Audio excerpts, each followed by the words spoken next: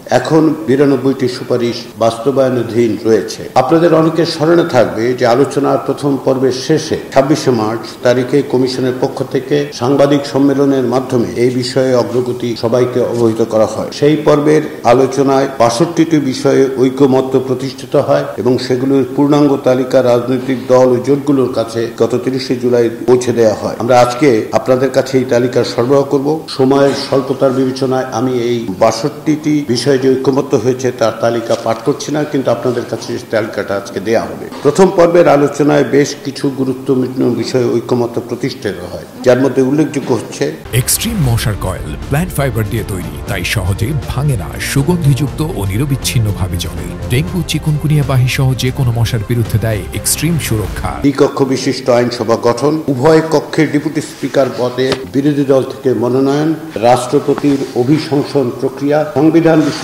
অপরাধ ও সংবিধান সংসদের সীমাবদ্ধতা বিষয়ক বিদ্যমান সংবিধানের 7 ক ও 7 খ অনুচ্ছেদ বিলুপ্ত করা, নির্বাচন কমিশনের সরাসরি তত্ত্বাবধানে স্থানীয় সরকার প্রতিষ্ঠান সমূহের নির্বাচন অনুষ্ঠান সকল সম্প্রদায়ের সহ অবস্থান ও মর্যাদা নিশ্চিত করার জন্য সংবিধানে এই মর্মে বিধান যুক্ত করা যে বাংলাদেশ একটি বহুজাতি, বহুধর্মী ও বহুভাষী ও বহু সংস্কৃতির দেশ, যেখানে সকল সম্প্রদায়ের সহ অবস্থান ও যথাযথ মর্যাদা নিশ্চিত করা হবে। বিচার বিভাগের স্বাধীনতা নিশ্চিত করার বিধান সংবিধানে যুক্ত করা, সাবেক বিচারপতিদের জন্য পালনীয় আচরণ বিধি প্রণয়ন, সুপ্রিম কোর্টের অধীন স্বাধীন স্বতন্ত্র সচিবালয়ের প্রতিষ্ঠা, যার উপর বিচার বিভাগে প্রশাসনিক কার্যক্রম, বাজেট প্রণয়ন, অধস্তন আদালতের বিচারকদের পদোন্নতি, বদলি ও শৃঙ্খলা বিধানের দায়িত্ব ন্যস্ত করা হবে। সুপ্রিম কোর্ট জেলা ইউনিটের সমন্বয়ে স্থায়ী অ্যাটর্নি সার্ভিস প্রতিষ্ঠা করা হবে। স্বতন্ত্র ফৌজদারি তদন্ত সার্ভিস গঠন করা হবে এবং আইনজীবী সমিতি নির্বাচনে দলীয় রাজনীতির প্রভাব বিলোপ করা হবে।